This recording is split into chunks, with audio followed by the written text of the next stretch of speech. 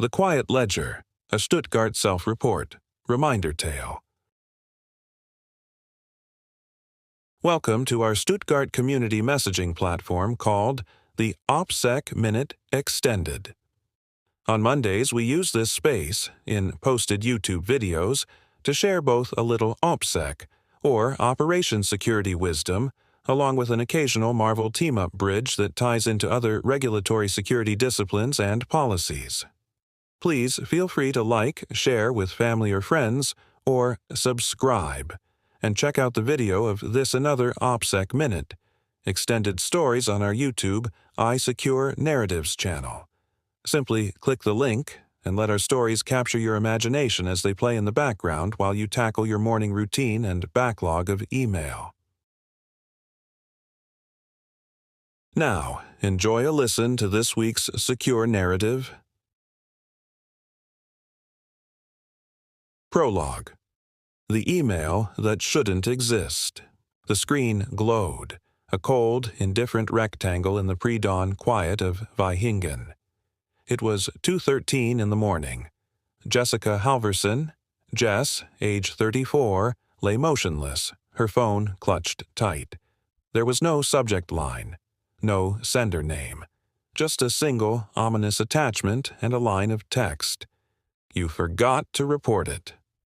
Her breath hitched. 11 years, a lifetime spent sifting shadows for U.S. Army Europe, had sharpened her instincts to a razor's edge. They screamed before her conscious mind could even register the threat. Unknown sender. Encrypted relay bounce.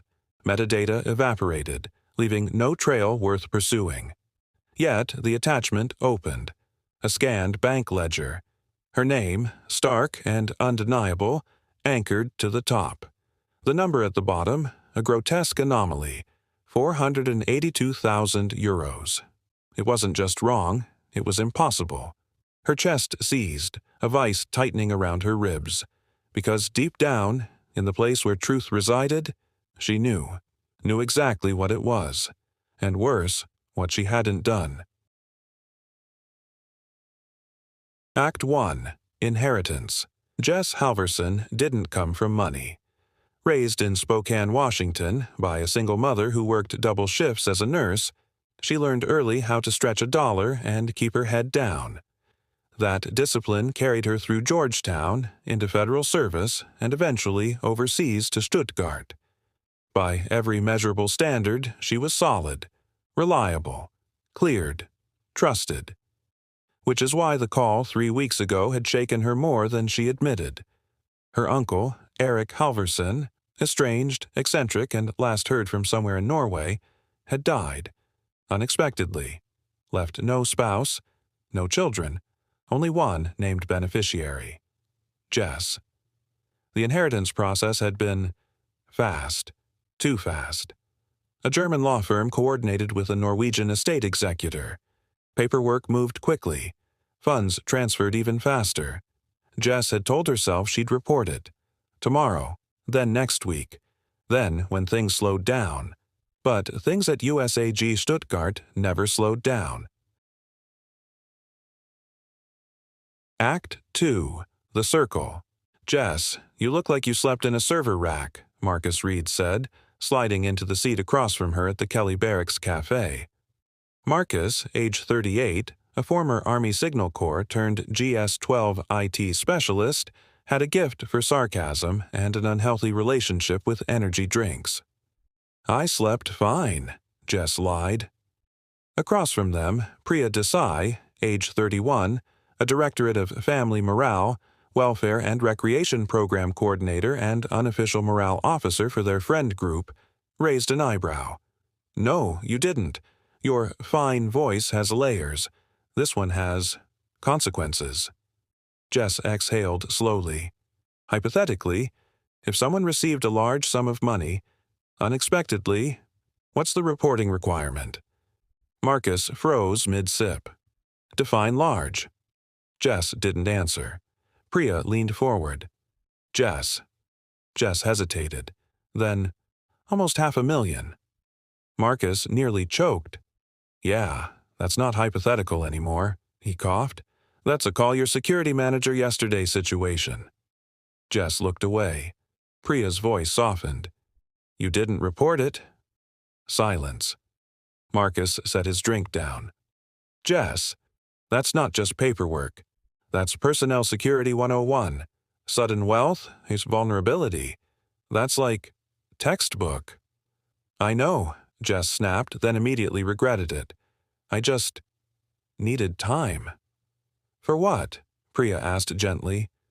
Jess didn't have a good answer. Act 3. The Briefing.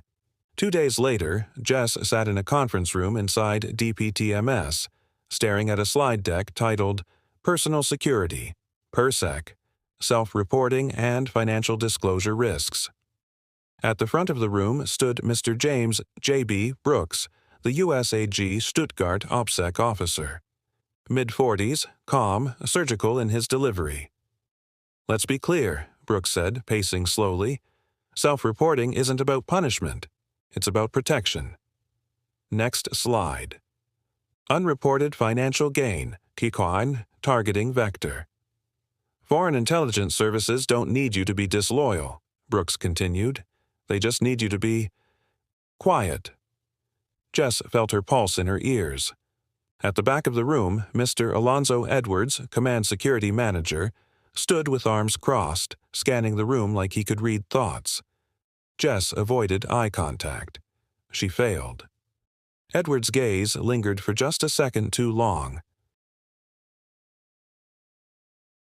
Act 4. The Approach. A wine bar in downtown Stuttgart. Jess hadn't wanted to go. Priya insisted. American? The man asked.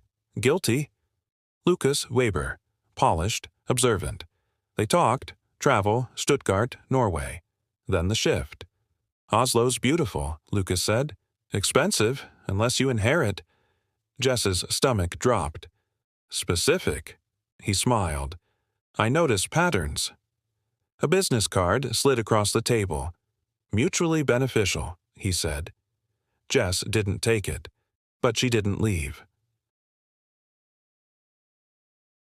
Act 5. The net tightens.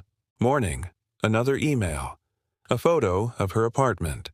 Time-stamped. We prefer cooperation over complications. Jess didn't go to work. Didn't call Marcus. Didn't call Priya.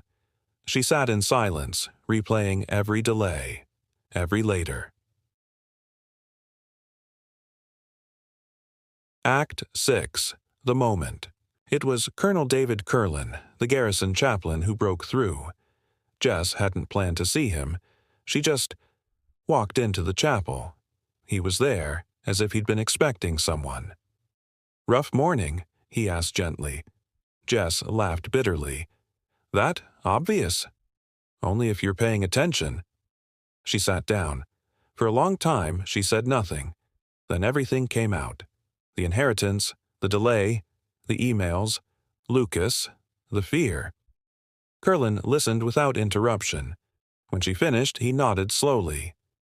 Jess, you're not in trouble yet, he said, but you're standing at the edge of it. I already messed up. Yes, he said plainly. Yes, you did. Jess blinked, surprised by the bluntness. But mistakes aren't what define the outcome, he continued. What you do next does. Jess stared at the floor. If I report this now, you regain control, Curlin said. If you don't, you hand it over. Silence. Then Jess exhaled. Okay, she said. Okay. Act 7. The Disclosure. Mr. Alonzo Edwards didn't look surprised when Jess walked into his office. Not a flicker of emotion crossed his face. He simply gestured to the chair opposite his desk, its leather worn smooth from countless occupants. Tell me everything. She did. Every detail. The email, the ledger, the impossible sum, the inheritance, the dizzying speed of it, the delays, the justification she'd spun for herself, the cafe conversation, Marcus's warning, Priya's gentle prodding, the OPSEC briefing, Brooks's words like a prophecy. Lukas, his casual approach, the chilling specificity of his words. The photo, the explicit threat, no spin, no excuses, just the unvarnished truth, laid bare. When she finished, the room felt heavy with her confession. Edwards leaned back in his chair, his hands clasped over his stomach, his expression unreadable. "You understand the severity of this?" "Yes, sir." Her voice was steady, surprising even herself. "You also understand that coming forward now matters." His eyes, dark and piercing, held hers. Jess nodded, a single, decisive movement. Edwards tapped a button on his phone, the quiet click echoing in the stillness. "Brooks, I need you, and loop in Army Counterintelligence."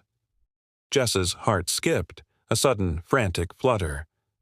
"Army Counterintelligence?"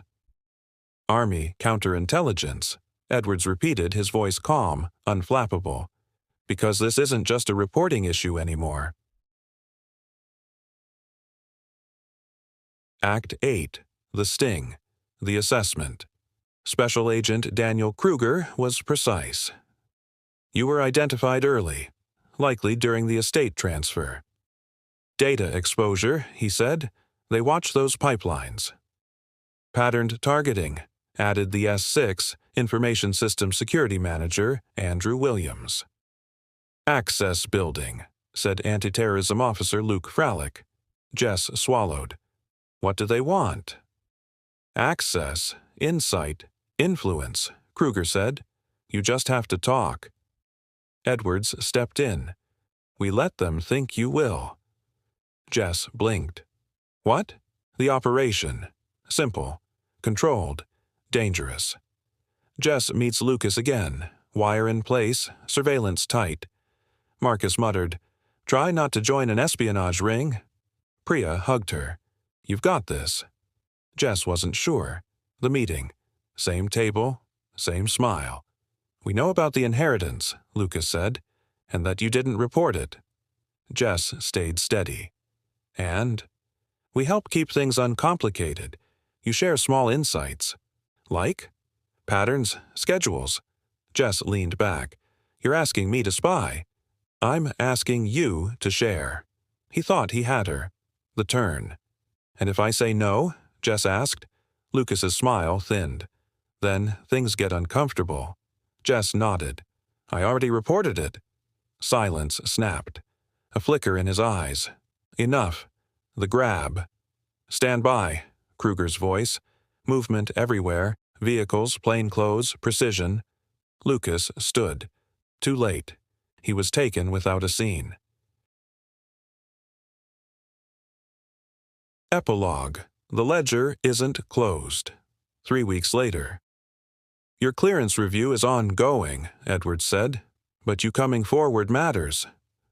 "And your cooperation disrupted a network," Brooks added. Jess nodded. "So, I'm not done."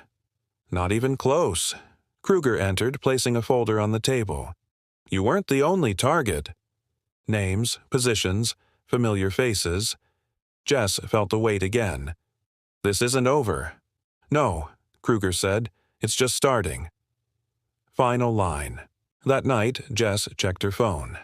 Silence. Then, unknown sender. "You chose the wrong side." Jess smiled faintly. "No," she whispered. "I finally chose one." Cliffhanger. Across Stuttgart, in a quiet office, a man closed his laptop. Jess's profile vanished, replaced by another name, another secret, another opportunity. He picked up his phone. Proceed. Somewhere inside the garrison. The next story had already begun. Thank you for sticking around as we continue testing the boundaries of an extended storyboard. Think of it as security training with a plot twist and a fresh way to both educate our team and connect with our military community. Subscribe to our YouTube or Secure Narratives channel. Hit us with a like and watch for our new updates. Also, if you have other suggestions or ideas, or are interested in a personalized name drop, or your work center's inclusion to our tales, don't hold back. Send a quick note or use the interactive customer evaluation system to share your thoughts. We're all ears and ready to make things even better. So, until next Monday's OPSEC Minute, Extended, keep those comments coming. Until next Monday, stay aware, stay connected, and stay engaged.